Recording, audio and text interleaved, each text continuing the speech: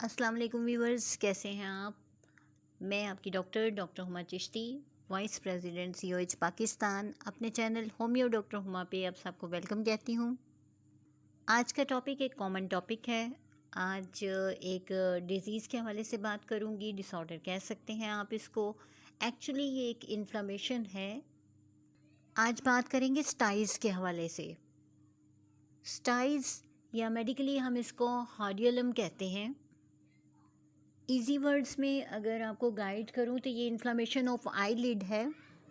उर्दू में थोड़ा सा डिफ़ाइन कर दूं कि ये आँख के जो पपोटे होते हैं ये उनकी इन्फ्लामेशन है, उनकी सोजिश है, जिसे उर्दू में गुहांजनी कहा जाता है। एक्चुअली ये एक बैक्टीरियल इन्फेक्शन है, यानी एक बैक्टीरिया से होने वाली प्रॉब्लम है, जो इसे स्टेफिलोकोकस कहा जाता है। स्टाइल्स या हार्डियलम जो है, इट्स अ बम्प। एक्चुअली एक बम्प सा बन जाता है with a small amount of पस, जिसमें थोड़ी सी पस होती है और ये पेनफुल भी होता है। नए आने वाले व्यूवर्स को वेलकम कहती हूँ। चैनल को सब्सक्राइब कर दीजिए, लाइक कीजिए और कमेंट सेक्शन में अपनी राय का इजहार ज़रूर कीजिए। समटाइम्स ये जो स्टाइल्स है या हार्डियलम है, ये कॉस्मेटिक्स से भी हो जाता है, यानी मेकअप के इस्तेमाल से, और कभी कभार ऐसा भी होता है कि कॉन्टैक्ट लेंसेज की वजह से भी ये प्रॉब्लम हो जाया करती है। Actually it is an infection of oil gland. जो ऑयल ग्लैंड्स होते हैं हमारे, ये उनकी इन्फेक्शन है। वहाँ पर इन्फेक्शन अगर हो जाती है, कोई ब्लॉकेज आ जाती है, तो फिर स्टाइल्स बन जाती हैं। Mostly within a week ये बेटरमेंट इसमें आ जाती है, यानी एक हफ्ते के दौरान में आप देखेंगे कि इसमें चेंज आ जाता है, ये बेहतरी की तरफ चला जाता है और ख़ुद ब खुद ठीक भी हो जाती है। लेकिन जब नहीं होती तो definitely it needs treatment.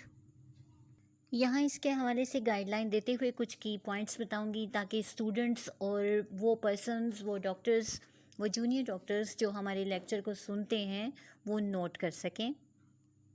Styles जब बनती हैं तो इट कैन बी पेनफुल, यानी कि एक तो इनमें दर्द होता है, और ऐसा होता है कि अगर ये 1 वीक से ज़्यादा रहे, यानी एक हफ़्ते में, तो मैंने आपको बताया कि एक हफ़्ते तक रहती है और इसके बाद ठीक होने के चांसेस होते हैं। लेकिन ये कि अगर ऐसा ना हो तो विजन को भी डिस्टर्ब करती है, उसको भी इफ़ेक्ट कर सकती है, यानी जो कुव्वत बसारत होती है वो डिस्टर्ब हो सकती है। देखने की जो कुव्वत है उसमें कोई प्रॉब्लम आ सकती है। अब बात करते हैं कि गुहांजनी या स्टाइल्स, ये एक्सटर्नल भी हो सकती है और इंटरनल भी, यानी आँख के पपोटे के अंदर भी और बाहर भी हो सकती है। सबसे पहले तो आपको गाइडलाइन दूंगी कि अगर ऐसा हो जाता है और आप स्टार्टिंग में इसको घर में बेटरमेंट देना चाहते हैं, तो वार्म कंप्रेस देंगे इसको, यानी इसमें आप गर्म टिकोर दें तो बेहतरी आ जाती है। और पेन मैनेजमेंट की जाए इसकी। यूजुअली ये एक्चुअली क्या होता है कि आईलिड की पेनफुल स्वेलिंग होती है, यानी कि आपको जैसा बताया कि पपोटे की सोजिश है और इसमें रेडनेस होती है। इसकी वजह से समटाइम ऐसा होता है आंखें भी रेड हो जाती हैं, टीयर्स बहुत ज़्यादा आते हैं, देखने से ऐसे लगता है कोई बॉयल या पिंपल निकला हुआ हो। कभी कभार होता है कि ये दोनों आँखों को मुतासिर करता है। हम अगर एक ही आँख में 2 या ज़्यादा भी हो सकती हैं स्टाइल्स। एक डॉक्टर के लिए ये जानना ज़रूरी है कि इसकी सिम्टम्स क्या होती हैं, क्या चीज़ें हैं जो नज़र आती हैं तो हमें पता चलता है कि स्टाइल्स है। सबसे पहली बात कि टेंडरनेस होगी, दुखन होगी, क्रस्टिंग होगी मार्जिन्स पे, और यानी कि इसके किनारों पे दुखन होगी और क्रस्ट बना होगा। इसके साथ साथ क्या है कि बर्निंग सेंसेशन होगी, यानी कि जलन होगी पेशेंट को, और ख़ारिश भी होगी, ब्लरी विजन हो जाएगा, यानी धुंधलाहट होगी, म्यूकस का डिस्चार्ज समटाइम होगा, जैसा कि मैंने बताया, क्योंकि स्मॉल अमाउंट ऑफ पस होती है इसके अंदर, तो इसकी वजह से डिस्चार्ज हो सकता है।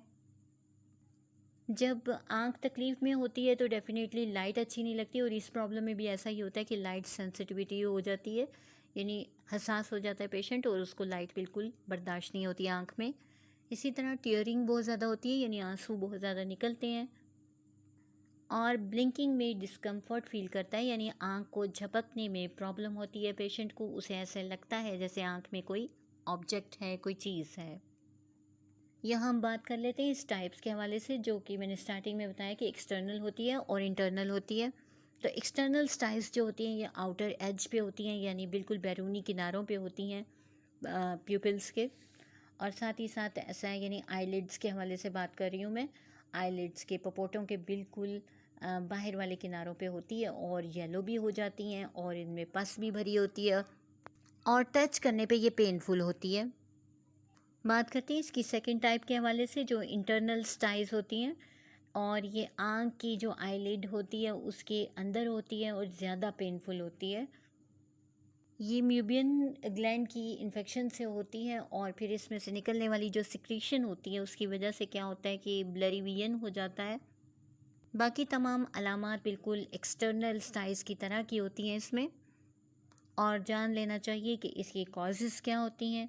तो कॉजेज़ के हवाले से, जैसा कि मैंने स्टार्टिंग में बताया कि कॉस्मेटिक भी एक कॉज है, तो याद रखिए कि आउटडेटेड जो कॉस्मेटिक्स होता है उसको ज़रा ध्यान से यूज़ कीजिए, क्योंकि वो भी एक वजह बनता है। यानी एक्सपायर अगर हो गया हो उसकी डेट को चेक करें। अगर आई मेकअप को रिमूव ना किया जाए और इसी तरह से सो जाया जाए तो ये भी एक वजह हो सकती है। कॉन्टैक्ट लेंस को अगर अच्छे तौर पे आप यूज़ नहीं कर रहे, उसको अच्छी तरह डिसइंफेक्ट नहीं करते, क्लीन नहीं करते, तो ये भी एक वजह हो सकती है। जैसे कि हाथ धोए बगैर अगर लेंस को टच करते हैं तो उसकी वजह से इरिटेशन भी हो सकती है और प्रॉब्लम बन सकती है। स्लीप डेप्रिवेशन भी एक कॉज हो जाती है, यानी कि नींद का प्रॉपरली पूरा ना होना जो है ये भी इसकी एक वजह बन जाती है। या इनएडिक्वेट न्यूट्रिशन भी इसकी एक वजह होती है, यानी कि खुराक का मुकम्मल तौर पे ना होना जो है वो भी इसकी एक वजह होती है। ग़िज़ाइयत मुकम्मल ना किसी को मिल रही हो, मुनासिब नहीं हो, तो उसकी भी एक वजह हो सकती है। अब आते हैं हम ट्रीटमेंट की तरफ। ट्रीटमेंट में जैसा कि आपको बताया कि वार्म कंप्रेसेस जो हैं वो फ़ायदा देते हैं, और एलोपैथिक वे ऑफ ट्रीटमेंट में एंटीबायोटिक्स दी जाती हैं और पेन किलर्स दी जाती हैं ताकि इन्फ्लामेशन भी दूर हो और पेन भी दूर हो। तो हम बात करते हैं अपने होम्योपैथिक के हवाले से कि होम्योपैथिक में ऐसा क्या है जो इसको ठीक कर सकता है। हमारी बहुत सारी मेडिसन है जो इस पर काम करती हैं, जैसा कि हमारी बहुत ज़्यादा फेमस जो मेडिसन है वो हिपरसल्फ है। और हिपरसल्फ के हवाले से आपको बताती चलूँ कि पेनफुल भी होती है कंडीशन और सोजिश भी होती है। तो अगर इससे आराम आ रहा है तो गुड, अगर नहीं तो उसके बाद आप अगर सिलेशिया देते हैं बहुत अच्छा आराम आता है। पल्स हमारी मेडिसिन है जो इनिशियल स्टेज पे अगर ये प्रॉब्लम हो जाती है, यानी अभी हुई है और आप देते हैं, तो बड़ी जल्दी जो है वो पेशेंट क्योर कर जाता है। स्टाफी से मैंने बहुत सारे अपने केसेस क्योर किए हैं स्टाइस के। तो स्टाफी जो है हमारी मेडिसिन बहुत अच्छी है कि अगर बार बार रिकरेंसी है और वो हार्ड किस्म की बन जाती है, बहुत सख्त किस्म की गुहांजनी बन जाती है और उसमें बर्निंग भी होती है, तो वो आप यूज़ करवाएं। और उसके बाद अगर आप सीपिया को देखते हैं तो बहुत ही अच्छा इफ़ेक्ट होता है। फिर थूजा हमारी मेडिसिन है जहाँ पर फ्लो ऑफ टीयर्स बहुत ज़्यादा हो और स्टाइल्स भी हों, तो थूजा को यूज़ करवाइए। सिलिशिया, स्ट्रामोनियम, अगर डीप सीटेड इन्फ्लामेशन हो गई हो तो आप यूज़ करवाएं। कलकेरिया सल्फ हमारी बहुत अच्छी मेडिसिन है और अमोनियम कार्ब भी बहुत अच्छा काम करती है इस सिलसिले में। तो आज के लिए इतना ही। किसी नेक्स्ट टॉपिक तक के लिए इजाज़त दीजिए। अल्लाह हाफिज़।